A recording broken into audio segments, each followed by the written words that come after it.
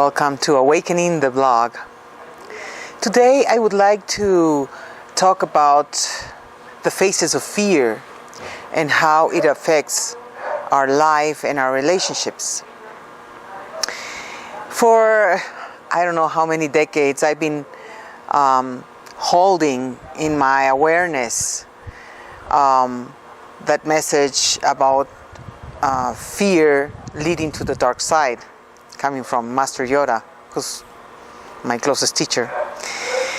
And deep inside, I know all the teachings that he has shared are true. Yet we can hold on to those teachings and not really assimilate them in every dimension until we have an inner vision, until we see not through our physical eyes, but our inner eye, until we understand not through our rational mind, but our abstract state of awareness. And lately I had an experience that allowed me to be able to see from that inner vision the process by which fear leads to the dark side and how it freezes us completely into all the possibilities of growth that we can have. We've heard that love and fear are the opposites. We've heard that where there is love, there could not be any fear, and where there is fear, there's no love. We've heard that, and many of us, have thought about it, but to really get into it and have the inner experience of really understanding that when we experience this awareness of love, the energy of love, there is no possibility for fear. I've shared about this after I had this unconditional love experience that I've shared in so many videos. Yet assimilate that kind of experience is it takes time. It is taking years for me to be able to keep on learning all the attachments that come with that experience. Obviously, in pure love, there are no any sorts of attachments, but I mean all the things that come with the experience. And so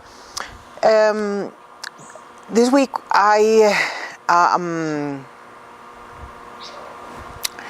had an experience with my soulmate where there was a situation that I pushed his buttons, or it was both ways, I guess, and we stepped back.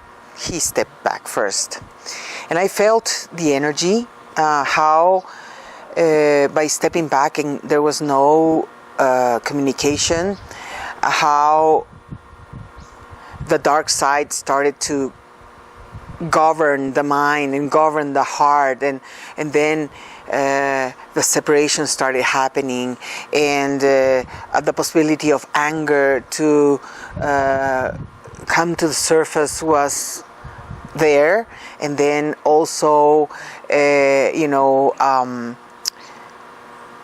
the worry and sadness and distance.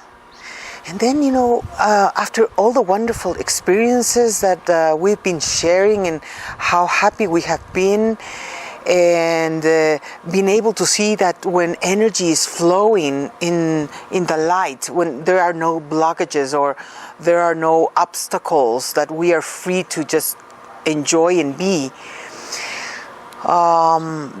the energy is so different, and there's so much light, and there's so much joy, and it's like a river flowing in its natural way. And that was so beautiful, and it was filling us with joy. And then this thing happened, and darkness starts creeping in and, taking us over. And I was able to see how that fear, which is the basis of all, I would say, negative emotions, fear, starts really breaking relationships apart, start breaking your mind apart, starts breaking the heart, starts breaking your day. And we let it govern us without even becoming so fully aware how it really transforms us into the dark side of the psyche.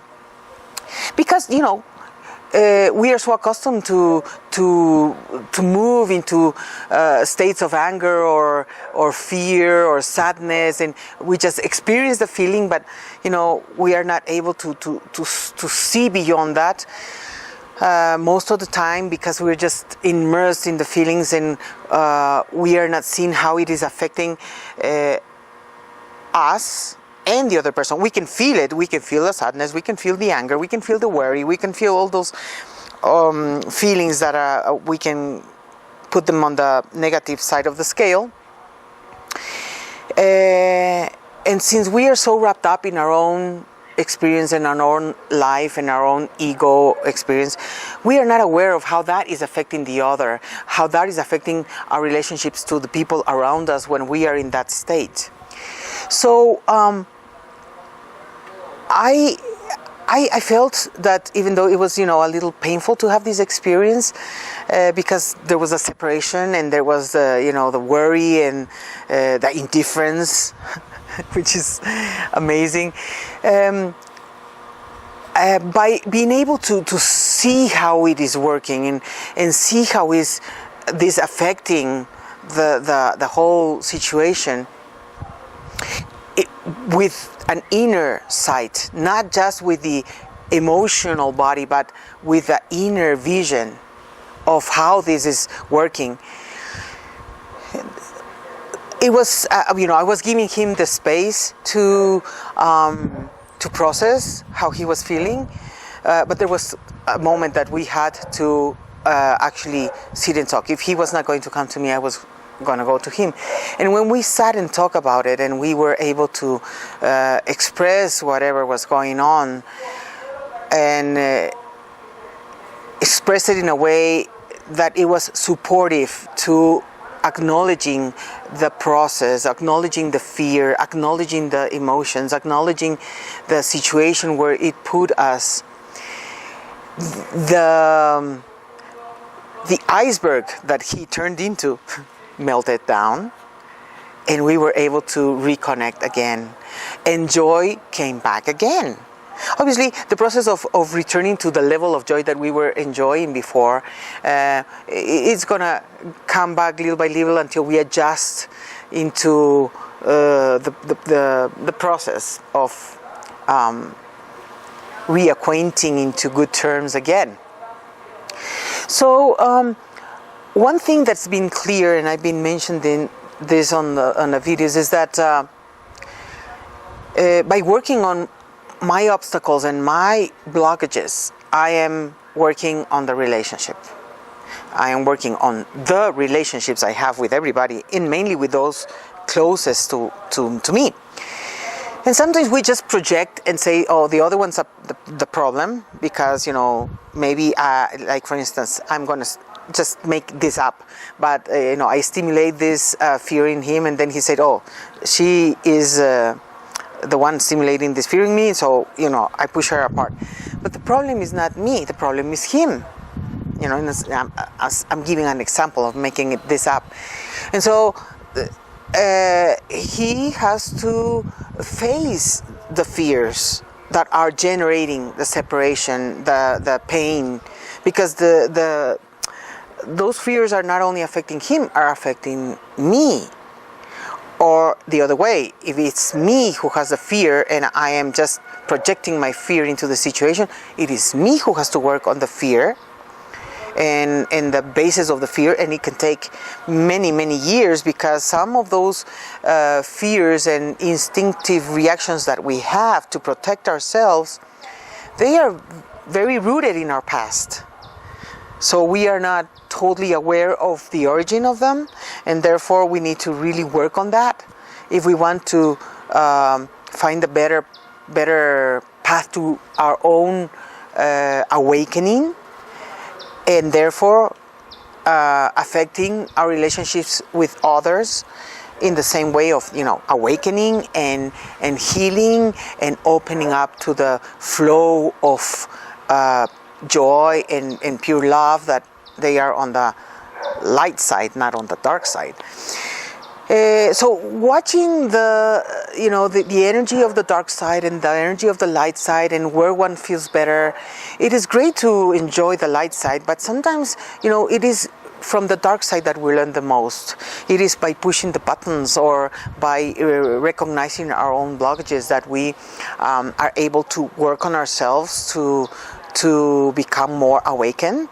So we don't have to reject the dark side, but rather acknowledge it and see where is it coming from, where the roots are, and start working by becoming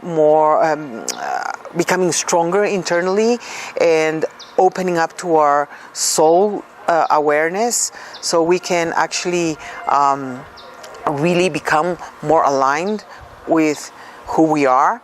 And so mindfulness, and that's something that came on the meditation last time, and I mentioned that in our Spanish blog, that I was wondering how we can align the soul consciousness with the ego physical consciousness.